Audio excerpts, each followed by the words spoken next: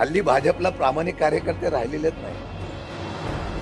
मगाशी त्यांनी सांगितलं 20-20-10, ओरिजिनलला 10, बाकीच्यांना 20-20, फक्त 6. पुढच्या वेळा तेवढे पण राहतील का ना शंका आहे. पण आमचा पक्ष वाढला पाहिजे,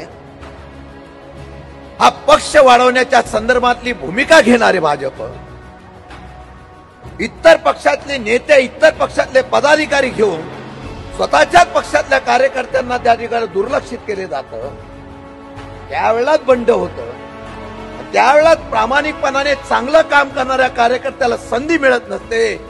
त्यावेळेला त्या चांगल्या कार्यकर्त्याला संधी दिली पाहिजे.